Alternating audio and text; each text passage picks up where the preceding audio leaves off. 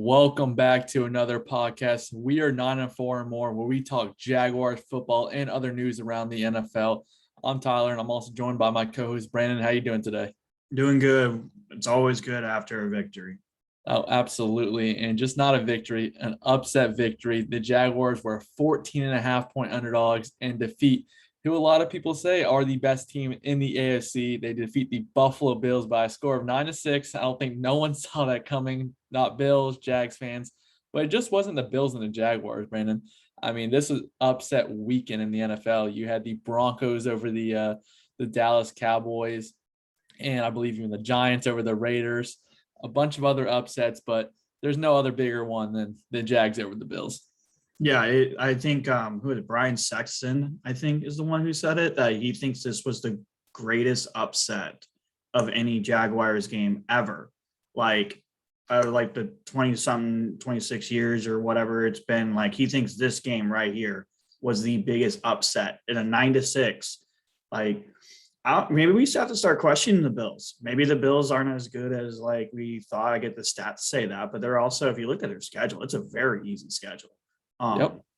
So maybe it's just that's part of the product. I mean, we'll see what happens, but either way, the Jags stuck to what they were going to do, and it kept working, and the Bills never adjusted. So good for the Jaguars for just sticking what was working, and Bills just they refused to run the ball. I think if they would have started running the ball and maybe got some yards, this game would have opened up, but they just refused to do that, and the Jags were winning. So it was like, why are we going to change? We're going to make you change. Yeah, I mean, the Bills, all season have not run the ball well except for Josh Allen. Josh Allen every week is the leading rusher pretty much for the Buffalo Bills, so that's already a problem right there. And Josh Allen, outside of Stephon Diggs, he has no other really weapons to throw to. Cole Beasley's he's a good slot guy, but I mean, I think he had 8 catches for 30 yards against us. That's not a very good average at all. He had a 4.1 average for catches, which is, I think, unheard. I don't think I've ever seen 8 catches for 33 yards. Like, that's ridiculously hard to do. Yep. But I mean, before we talk about the Jaguars, the Buffalo Bills, how you said maybe they're not as good. It's possible. They almost lost to the Dolphins last week. Yep. They lose to the Jags. They got the Jets beat coming the Texans. Yep. And I mean, the only really big win they had was against the Kansas City Chiefs, and Kansas City Chiefs are showing they're not the best right now either. Right. So we really do have to question the Buffalo Bills. I do think the Bills will be fine. I do think the Bills are still going to win the division, but are they Super Bowl contenders? I don't know. That's not seen right now. The AFC is so wide open. Like, the Raiders are supposed to be down with all their stuff going on. I mean, they didn't beat the Giants this week or whatever. The whole division's 5 wins. Yeah, and then the AFC North, you got the Bengals are still in it. The Ravens are in it. The Browns absolutely went and destroyed the Bengals without Odell Beckham. Maybe that's what they needed, is just rely on that run game.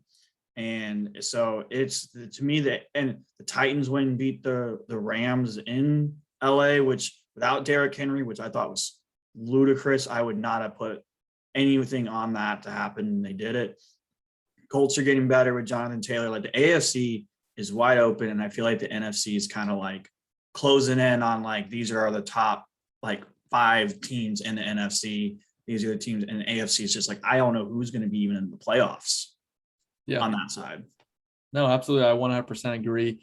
But the Jaguars, not talking about playoffs, but they do have a next 3 games very winnable. The Colts, who the Jags have always had, a good number against, they usually split the series 1-1. Usually we win at home. They win at home. Hopefully we can sweep them.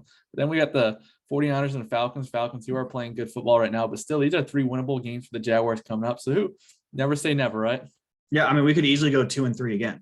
Like, if they just keep doing 2-3, and that, like, we could easily win 6 games this year, I would think. And I think that's doable. We still got the Texans, Colts again, Titans again without Derrick Henry. The Rams game's probably a wash. Like, I don't expect it, but we beat the Bills, so Titans beat the Rams, so maybe we can beat the Rams. So we still got some winnable games coming up, and this may be from.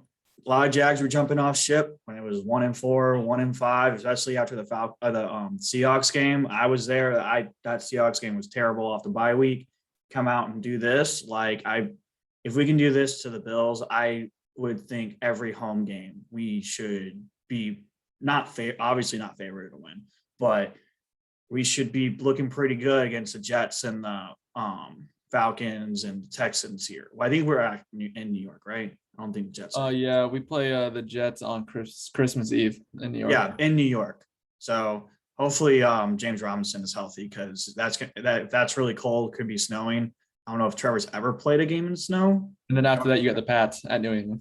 Yeah, so we're gonna need James Robinson to be healthy for those games, because Carlos Hyde was not very productive in this ball game, and he was the lead runner, and he only had like 2 breakaways, I think. Other than that, he was basically stuffed. And then that terrible fumble that completely ruined that drive. Like that was just bad.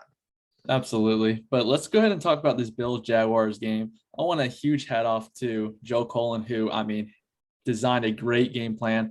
And the best way to beat the Buffalo Bills and Josh Allen is to make Josh Allen feel the pressure. He brought the blitz. It seemed like almost every play, whether it was Rudy Ford off the edge or just a linebacker blitz, they were always having more than 4 people rushing the passer, which finally we've seen. We had this 3-4. We were hoping we had blitzing, but we haven't been blitzing recently. And we finally start blitzing. And then once again, Rudy Ford has that nice interception off of Josh Allen around like the 20, 25-yard line. And going forward, Rudy Ford, I think, has to be considered a starting nickel. He's really improved the past few weeks. Oh, he has. Like, I couldn't tell you how many times we blitzed him off the edge too.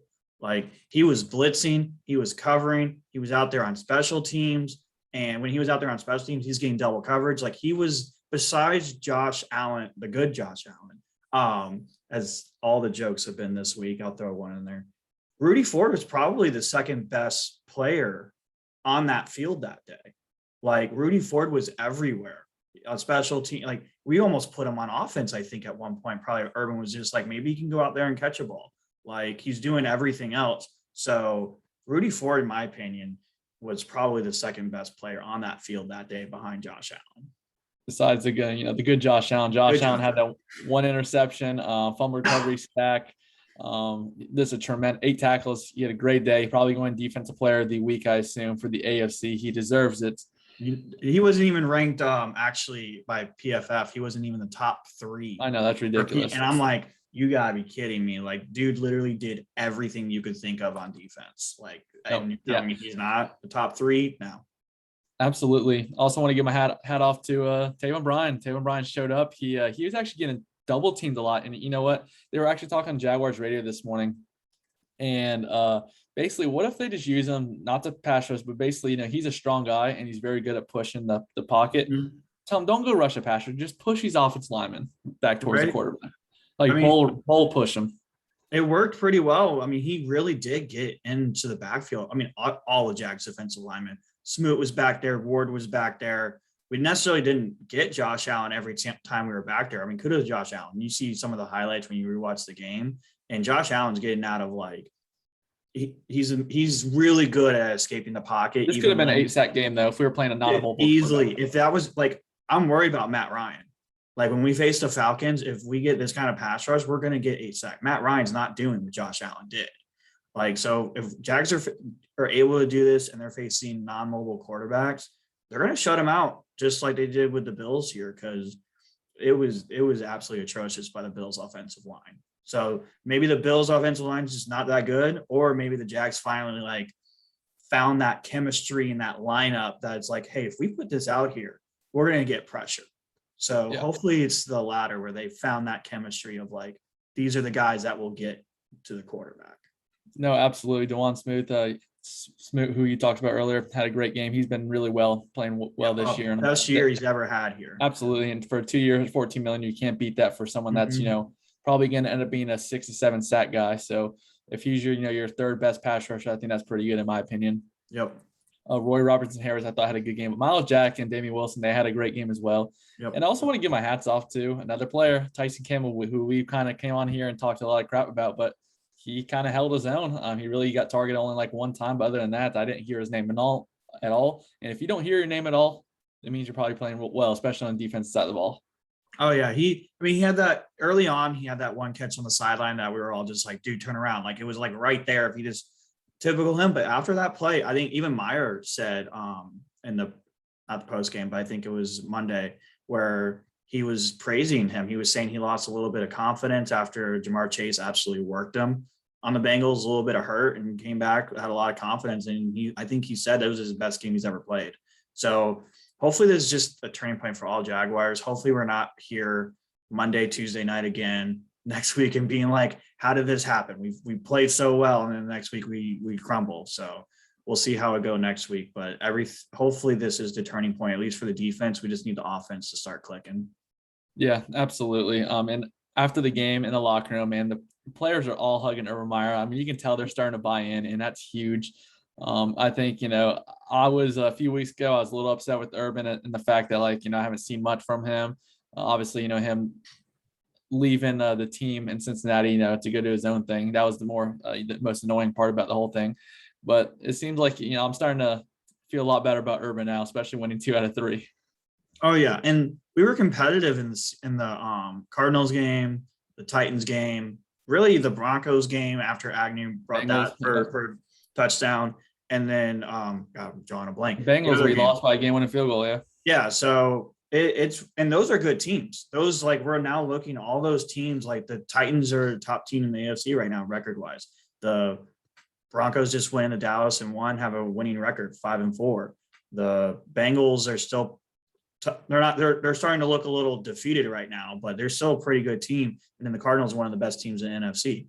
And all those games were pretty much tight 90% of the time, I would say, or at least we were in one score at the end of the game after coming back a little bit. So you look at this team and you look at the schedule they've had. If they restarted the schedule, that Texans game, I think we're going to blow them out. I think that was just rookie coach, rookie QB. We didn't want to hurt Trevor, and Texans just exploited it.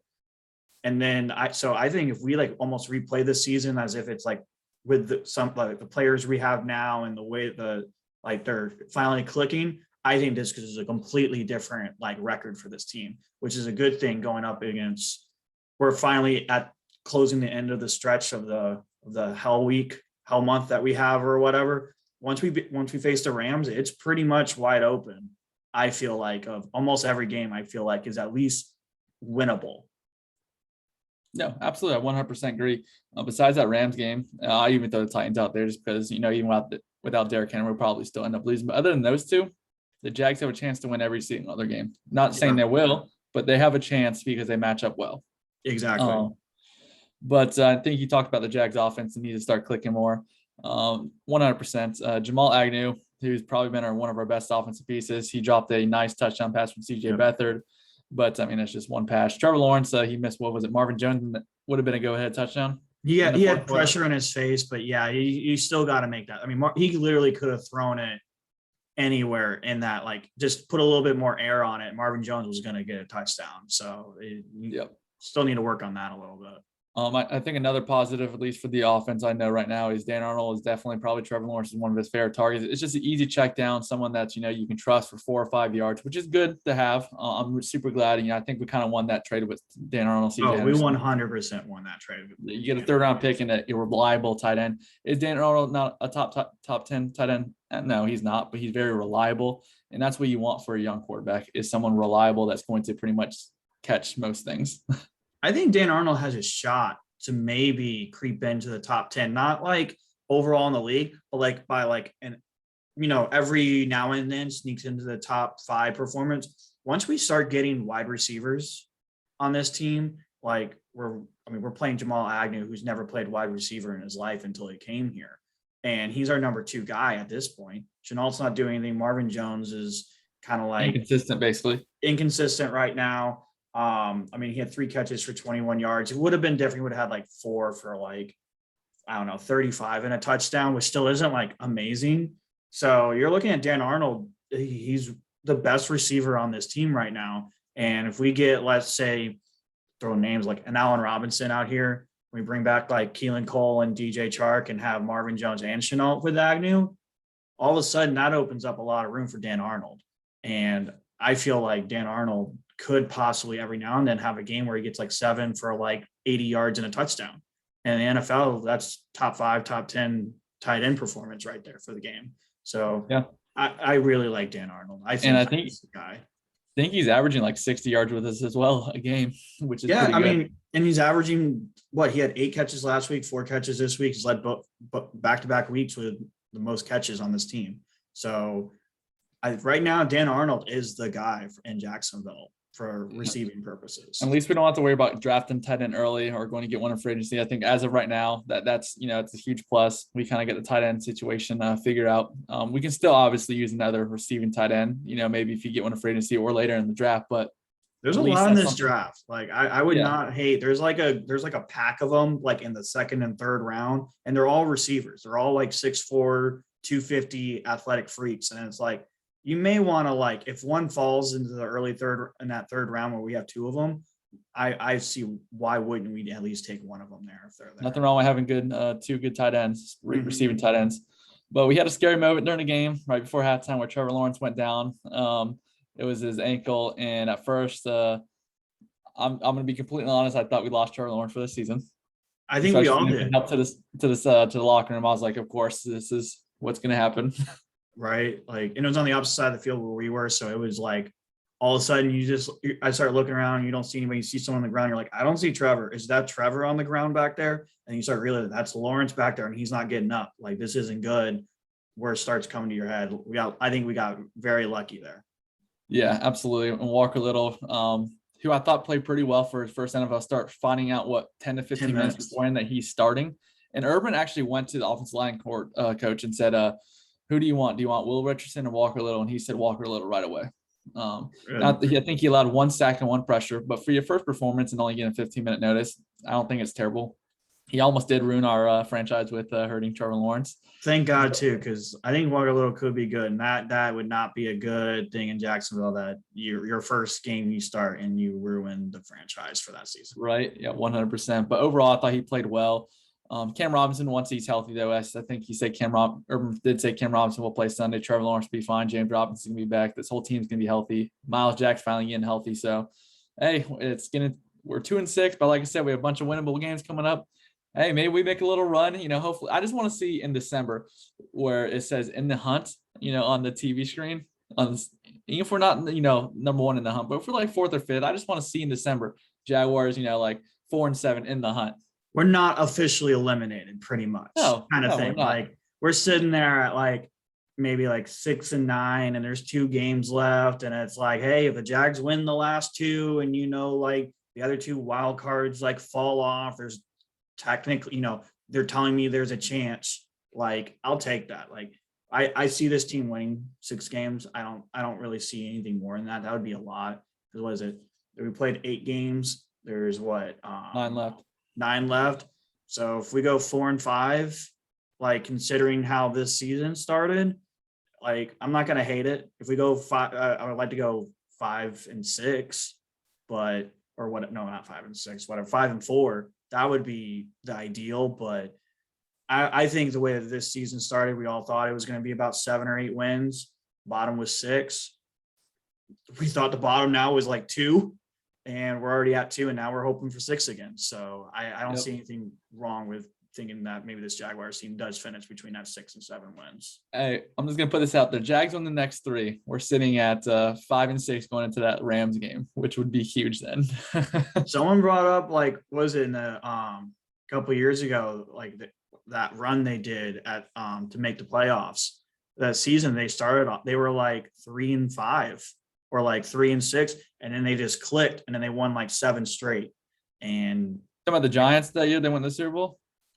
No, the Jaguars. The Jaguars was. Oh, okay, years ago. Yeah. Oh man, I don't remember. I think it was the late '90s. I don't remember the exact. Oh yeah, it was, I think it was. Yeah, it was. I think 96. They started like 3-6, and they ended up. I think it was a 96, 97 season, and it was like, and hey, that could be here. I'm not gonna say that. I think this offense, personally, the defense looks fine, but man, if we go on that kind of run with this kind of offensive core, and we have $70 million to spend, and we get a top wide receiver and maybe like upgrade offensive line depth, like this could be a scary team coming the next year. Absolutely. Trevor Lawrence definitely needs help. His wide receiver is still not getting separation. The only person that can get separation with his speed is Jamal Agnew, but the Jags did sign John Brown to the practice squad, who I assume once he knows the playbook will be evaluated to the 53-man roster. And also they signed the running back, what's his name? Wilkins. Wilkins, who I was actually looking at stats. He had a really big game against the Jaguars a few years ago, and he was always their third running back for the Colts. And he always had about 350 to 360 every year yards. And that's your third running back. That's not bad. He's not a terrible running back. So I think. Oh, sorry. No, you're good. I think once he knows the playbook, he should be the number 2 running back. He's 10 times better than Hyde.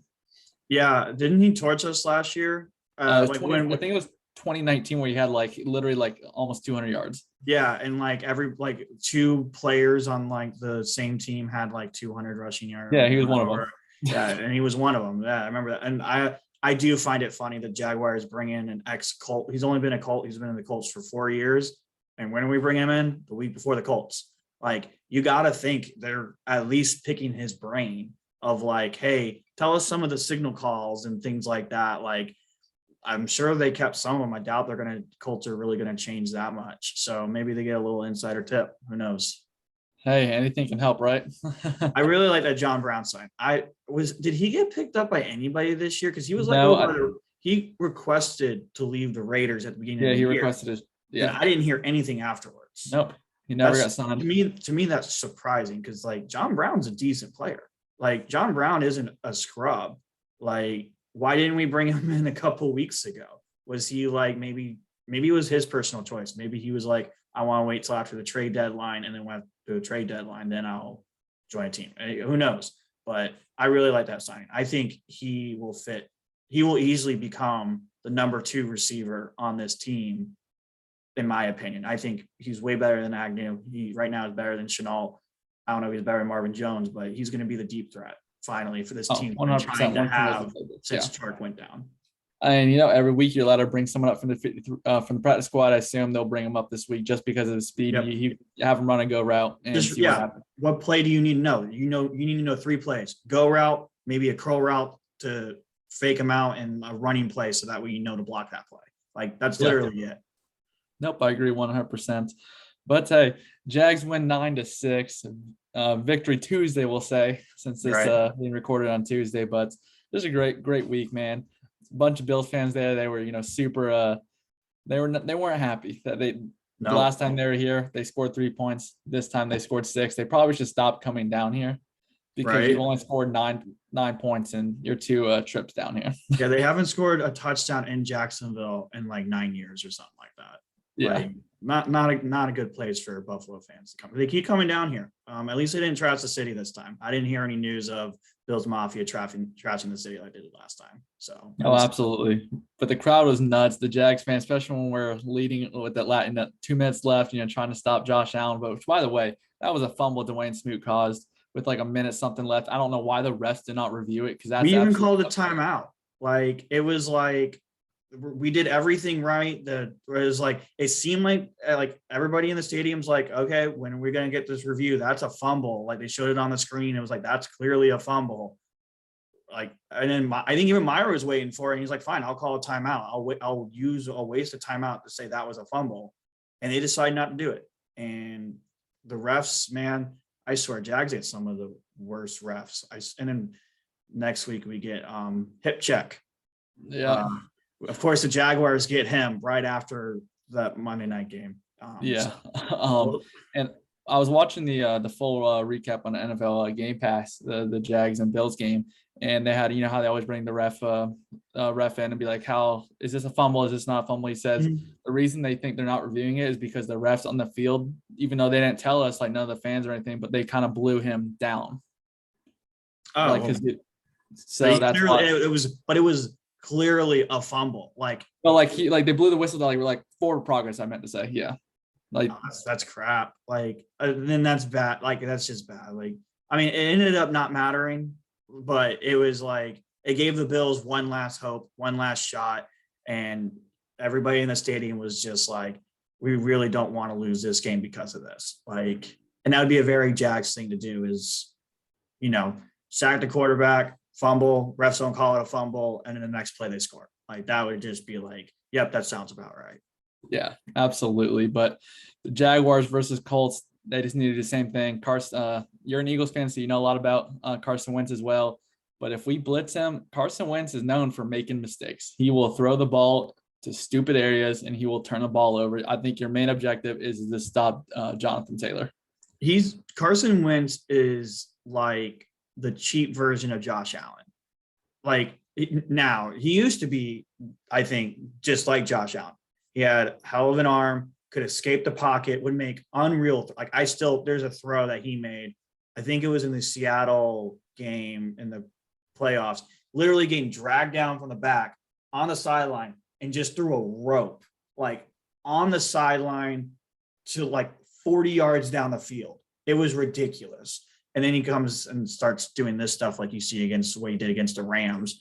But Josh Allen's the same thing. Josh Allen can do those plays where it's just like, how are you able to do this? And then he does that stupid stuff when he's under pressure.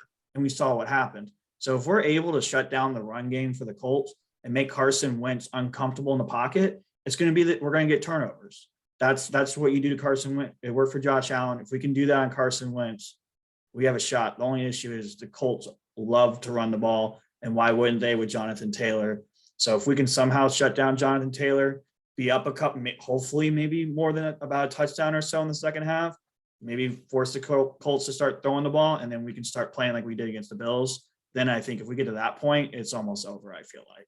And the Jags have a shot winning. At least the Jaguars are going to Indy. Not saying they're going to stop the run or anything like that, but are going in with a decent, run defense. They've done pretty well all year.